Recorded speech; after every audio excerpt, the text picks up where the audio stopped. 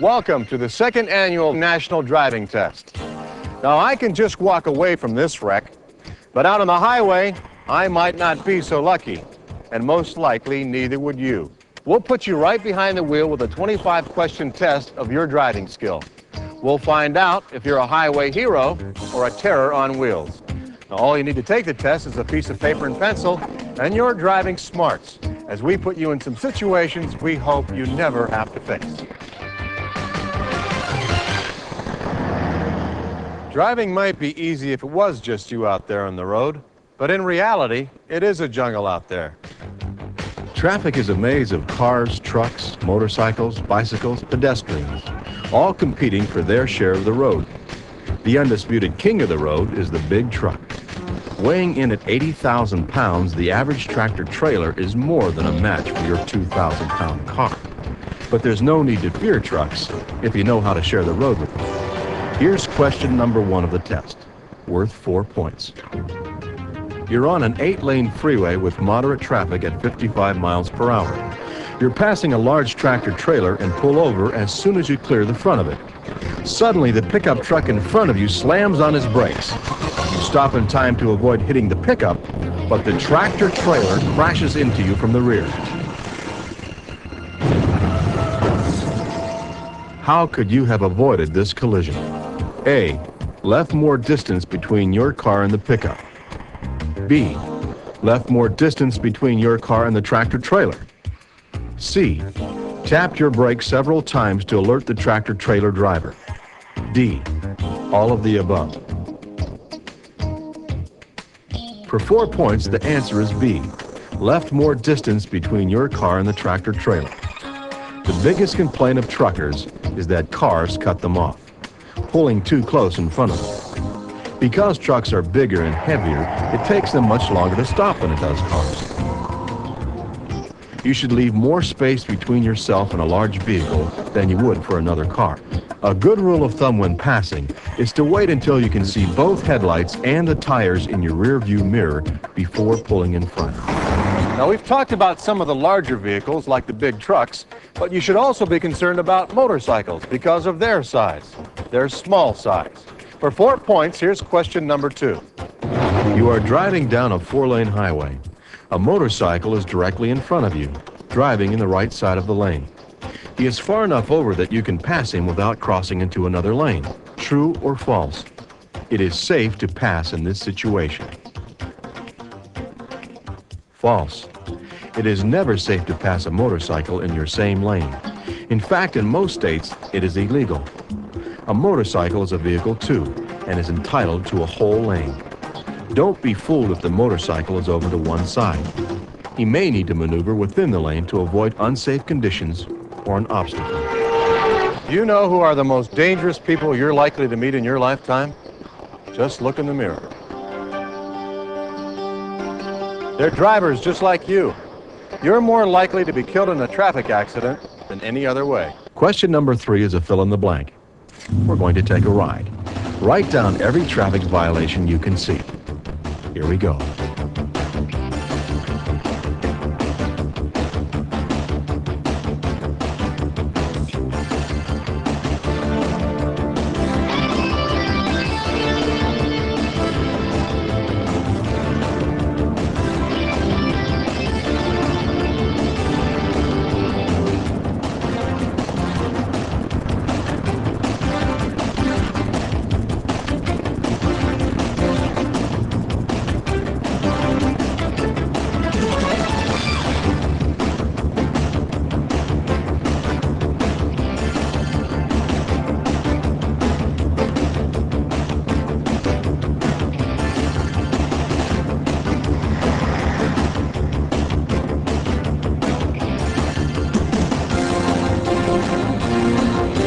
For half a point each, here are the 8 violations you could have spotted. Number 1, the brake lights are not working on this car. Number 2, rolling through a stop sign instead of coming to a complete stop. 3, making a lane change without signaling. 4, failing to yield right-of-way to a pedestrian. 5, slowing to a crawl or stopping on a highway on-ramp where there is other traffic. 6, Pulling into traffic without signaling. 7. Traveling below the speed limit in the fast lane. And finally, 8. Cutting off another vehicle. Any one of these might trigger a driving disaster. Be alert. And remember, you get half a point for each violation for a possible total of 4 points. Another creature to look out for in that jungle on the road is the bicycle rider. He doesn't have a protective hide like cars and trucks. His only bumper may be a pair of jeans. Question number 4. You're approaching an intersection where you want to make a right turn. A bicycle rider is up ahead of you to the right. You turn in front of the bike and it smashes into you. What could you have done to prevent this accident? A. Stayed farther to the left while making your turn. B. Pulled ahead of the bike more quickly. C. Slowed down and pulled in behind the bike. D. Sounded your horn to alert the bicyclist. For 4 points, the answer is C. Slowed down and pulled in behind the bike. You should treat the bicycle like any other vehicle. If this was another car, you'd pull in behind it. Speeding up to pull ahead of the bicycle is a setup for disaster. You'll have to slow down in front of him to make your turn, and the cyclist will have little time to react. 1 out of every 6 people who die in traffic accidents aren't driving any kind of vehicle at all. They're pedestrians, and it's up to you to look out for them. Question number 5. You stop for a red light, and you find that your car is blocking the pedestrian crosswalk. True or false? You should back up out of the crosswalk. False. You should stay where you are. Pedestrians who now have the green light may have walked behind your car to cross the street. Of course, it's a mistake to stop in the crosswalk in the first place. You can avoid this by not entering the crosswalk unless you have time to make it all the way through the intersection. Give yourself 4 points if you answered false. If you got everything right so far, you could have 20 points. It doesn't take a PhD or an MBA to keep you from being DOA, dead on arrival, after a serious accident. Surviving on the road just takes a good driving IQ. Let's test yours. Question number 6 for 4 points. You're on a residential street approaching an intersection. There's a stop sign on the cross street, but no stop sign for you. A car coming from the cross street runs the stop sign, and you slam into him. How could you have avoided this collision? A. Braked harder. B. Steered left. C. Steered right. D. Braked and steered right. For 4 points, the correct answer is D. Braked and steered right. Most people's tendency is to rely only on their brakes if they fear a collision is imminent. Often, it's more effective to use your steering wheel along with the brakes. Cars moving at 30 miles per hour or faster can be maneuvered with the steering wheel in less distance than it takes to stop. In this situation, steering to the right may get you out of the path of the other car. I'm William Shatner. Every week on Rescue 911, we show you how emergency teams save lives. But would you know what to do if you were the first to arrive at the scene of an accident? Make sure you pull your car all the way off the road to avoid causing another accident. Then help anyone who is not breathing, as well as anyone who is severely bleeding. Make the injured as comfortable as possible and provide the necessary first aid. But unless you know exactly what you're doing, don't move them. Ask the first person who comes along to call 911 or a doctor and have someone else divert traffic.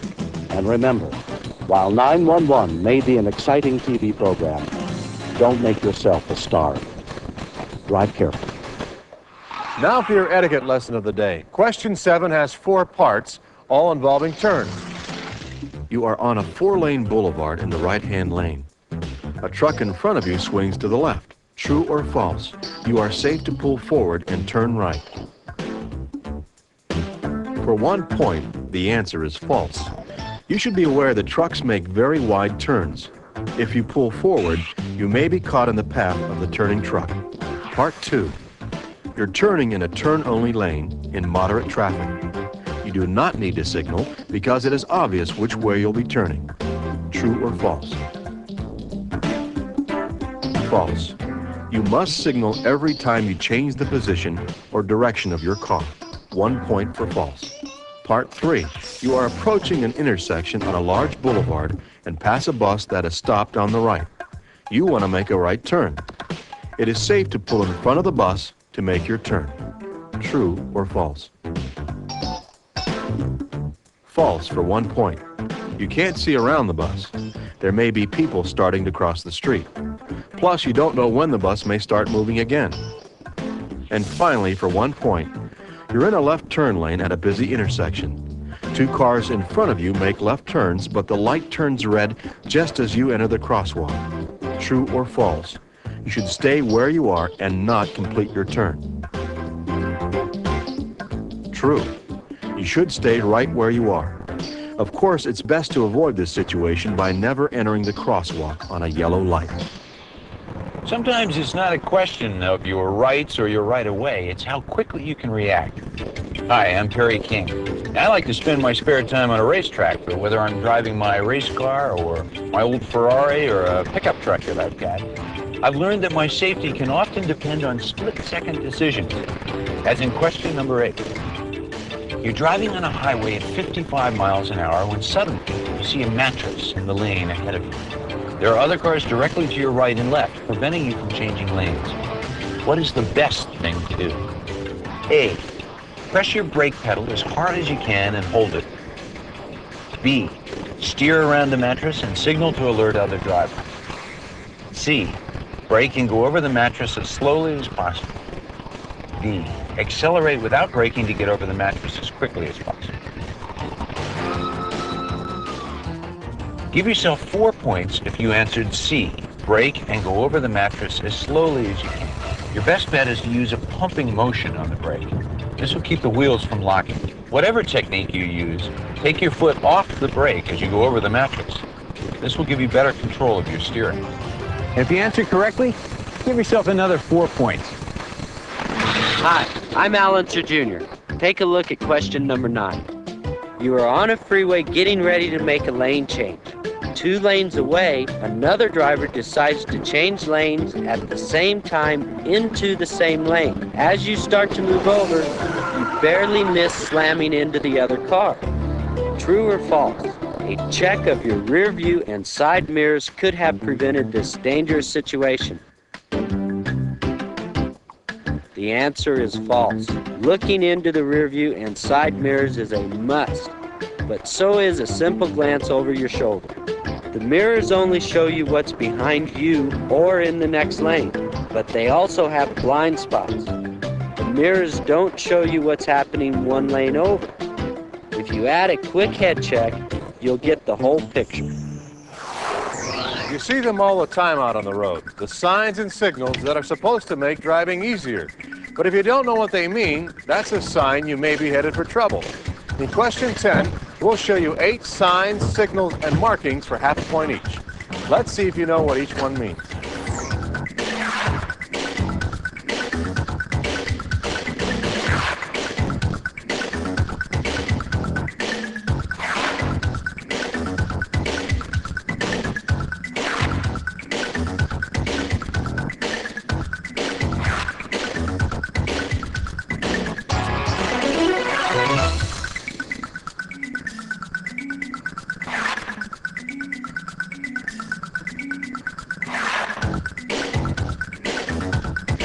Okay, time for the answers.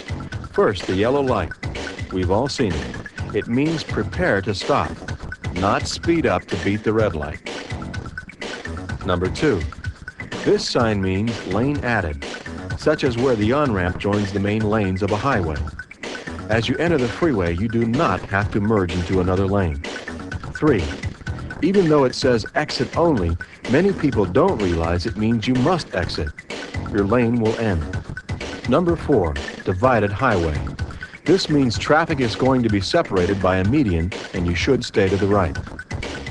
Number 5, pavement ends.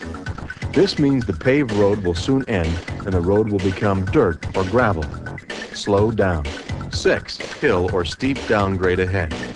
All drivers, especially those with large vehicles, should reduce speed and use extra caution. Number 7, flagger ahead. This sign means you are approaching a work zone.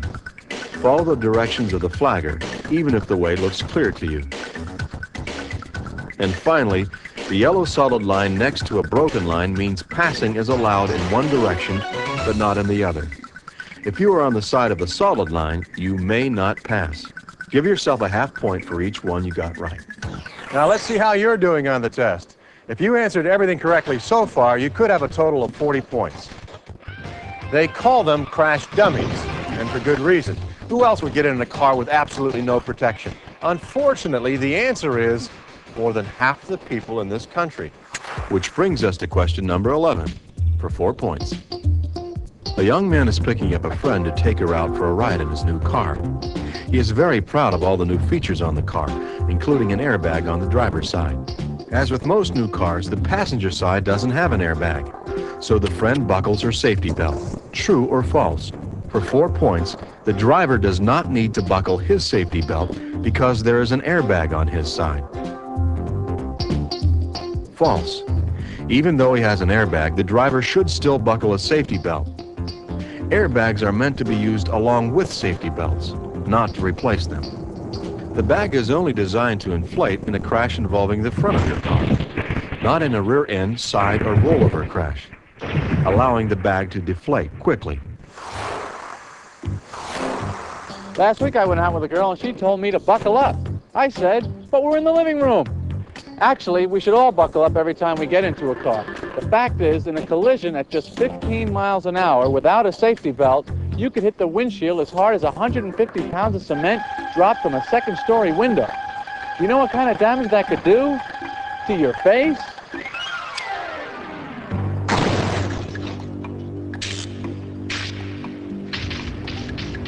It could kill you. And it's brutal on your TV reception. Safety belts are obviously important, but could there be a valid reason for not wearing one? We'll see in question 12. A woman who is almost 9 months pregnant gets in the car to go to the market. She tries to buckle her safety belt, but feels uncomfortable pressure. True or false? This is the one exception to the safety belt rule. Women more than 7 months pregnant should not wear safety belts because of possible danger to the fetus. For 4 points, the answer is false. Even on the trip to the hospital to deliver, a pregnant woman should always wear a safety belt. The best way to protect the fetus is to protect the mother. Obstetricians recommend that the lap and shoulder belts should both be used, with the lap belt as low as possible on the hips, under the baby. Being prepared is the key to keeping your car out of the body shop, because in certain situations, knowing what your car will or will not do can make all the difference. Question number 13, worth 4 points. You're driving on a busy highway when your engine dies. You should immediately turn off your engine to prevent overheating or a possible electrical fire. True or false? False. You should never turn off your ignition on a street or highway when your engine fails. This may cause your steering to lock. When your car stalls, what you should do is shift into neutral and guide your car off the road. Can we talk? Not you, the car. Don't laugh. It's not like your kids. You should pay attention when your car is whining at you. 1 point each. Identify these 4 sounds and the problems they may indicate. Here's sound number 1. Sound number 2. Sound number 3. And sound number 4. Okay, let's go back to sound number 1. 1 ping means you've dropped your lipstick. Excessive pinging or knocking may be caused by low-octane gas. What it means is you need to switch to higher octane. Now for the clunk. Let me tell you, I met my share of clunks during my lifetime, but this clunk sound means something is loose and it's about to break in your steering mechanism. Sound number 3, a high-pitched squeal. First of all, make sure you don't have a little cheerleader in your trunk. And if you still have that squeal after you've taken her out, it means the drive belt is loose. And finally, number 4, metallic grinding. That means your brake pads are shot. So get your car to the shop right away. Besides making horrible sounds, your car may try to communicate with you using sign language. For some of the signs you can see, here's question 15. You're driving on the highway when the oil light comes on. What should you do? A. Pull out of traffic and turn off the engine. B. Drive to the nearest gas station. C. Keep driving, but remember to add oil the next time you get gas. D. Stop immediately and abandon your car. For 4 points, the answer is A. As soon as it's safe, pull out of traffic and turn off the engine. When the oil light comes on, this means that your oil pressure is dangerously low. Any more driving could destroy the engine. Checking our scoreboard, you could have a total of 60 points so far if you were a real whiz and got every question right. Hi, I'm Ted Shackelford. Skids can happen on any surface, but they're more likely to happen whenever there's anything on the road. It could be loose gravel or dirt like this, or much more typically, the treacherous conditions that are created whenever the weather turns bad. Question number 16 sounds simple, but it's crucial to your safety. What's the most common cause of a skid? A, over-accelerating. B, over-braking. C, sudden turning of steering wheel. D, none of the above. For 4 points, the answer is B, over-braking. When you brake too hard, your wheels can lock up, causing your tires to lose traction with the road. This is the most common cause of skids. Part of avoiding a skid involves knowing which areas of the road are likely to be the most slippery. Question number 17 is a fill in the blank. You're traveling on a very cold day. Look at this picture and pick out the 3 areas of the road that are most likely to be icy. The answers are the bridge, the bottom of the hill, and the shaded area. The bridge is more likely to be icy because cold air is circulating under it as well as over it. Water can accumulate at the bottom of the hill and freeze, and it's always colder in the shade. If you got one area right, give yourself 1 point. 2 areas right, 2 points. And if you found all 3, give yourself 4 points. Water on the road becomes an especially tricky problem when the water is not just on the road, but also on your brakes. Question number 18. If your brakes become wet, the best way to dry them off is to pump the brake pedal vigorously. True or false? For 4 points, the answer is false. Anytime you drive through water, you should test your brakes to see if they are working. If not, you should accelerate slightly with your right foot and use your left foot to apply gentle pressure on the brake pedal. Do this until the brakes work properly again. When you think about it, all the questions in this section really boil down to one important variable in the driving equation: traction. When you have it, you have great control of your car. But you lose traction, look out. To give you an idea how much traction can vary, question 19 for 4 points. You're traveling 40 miles per hour on dry pavement when you apply your brakes. After applying your brakes, how much distance do you need to come to a complete stop? A, 50 to 80 feet. B, 2 car lengths. C, 100 to 150 feet. D, 4 car lengths.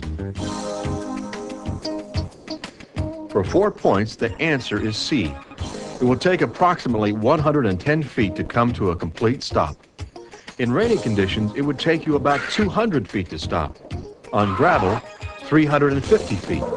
And on ice, about 770 feet.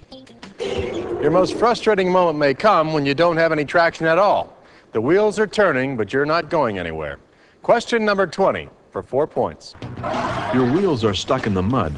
What is the first thing you should do to get out? A, accelerate quickly to keep from sinking deeper in the mud. B, steer from side to side while accelerating to dislodge your wheels. C, put your car into reverse and accelerate quickly. D, accelerate slowly in the same direction. The answer is D. Accelerate slowly in the same direction. If this doesn't work, you should try rocking the car back and forth, shifting from drive to reverse until you rock the car out. But check your owner's manual first to make sure this is recommended for your car. If it is, only rock the car a few times.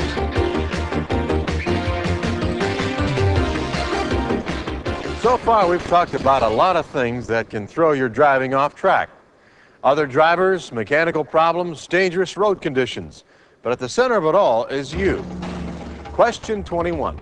You're driving on a country road and see an oncoming car with its high beams on. The driver does not switch to his low beams as he approaches you. Where is the best place for you to look to avoid being temporarily blinded? A, just above the headlights at the driver. B, straight ahead in your lane. C, to the right edge of the road. D, at the center dividing line. The correct answer is C, worth 4 points. You should look to the right edge of the road. Look well ahead of your car and follow the white line or edge of the road. This will keep glare to a minimum and help you safely steer the car. As you get older, it takes you 8 times longer to recover from glare than it did when you were 16. Another ability that decreases with age is reaction time. But good driving habits can help you compensate for the effects of Mother Nature. Question 22 is worth another 4 points. You're driving down a residential street where everything seems perfectly fine. Or is it?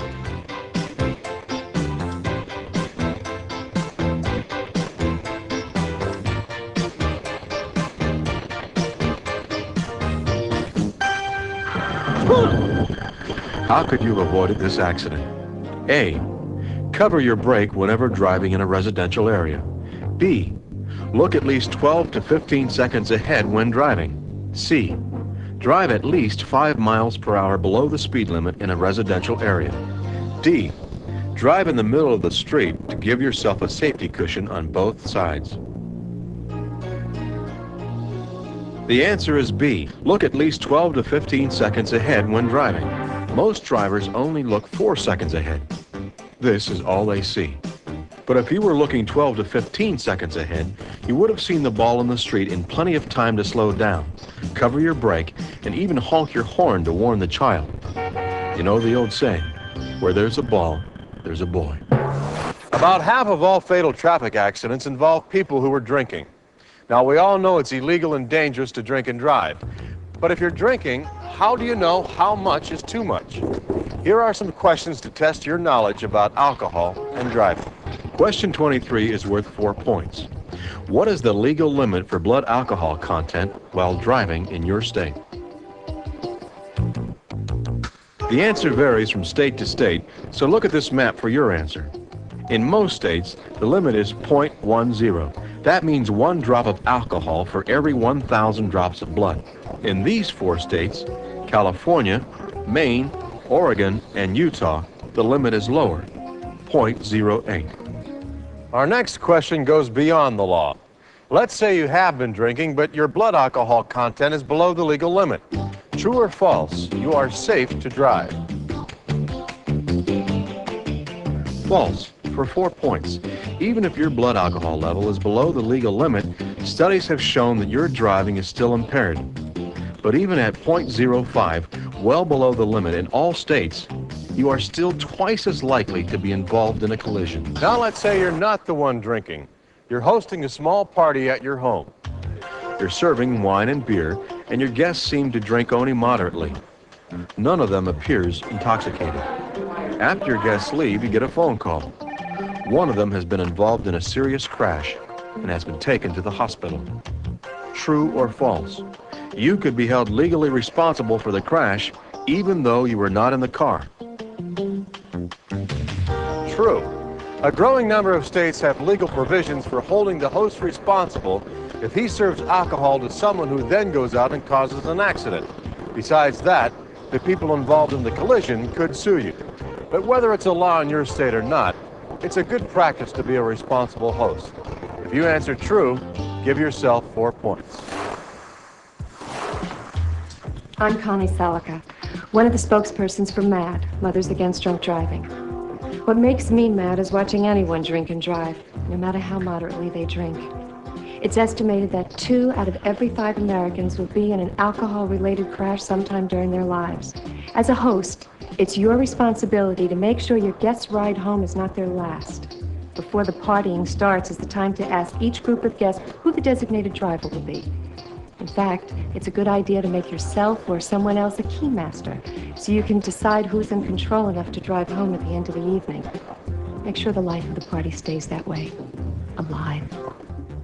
If you score between 80 and 100, congratulations. You're probably a safe driver, and you have a good chance of beating the odds when it comes to being in a traffic accident. If you score between 60 and 80, you know something about good driving, but there are skills you could learn to be safer on the road. If your score was below 60, you're living dangerously. You should probably take a safe driving course at a nearby driving school. But there are simple things we can all do to make our roads safer. Be alert. Look ahead. Leave enough space between your car and others. And think about what to do in an emergency before it happens. Remember, when it comes to safety, you're in the driver's seat. We'd like to thank the following organizations for their help in designing this test.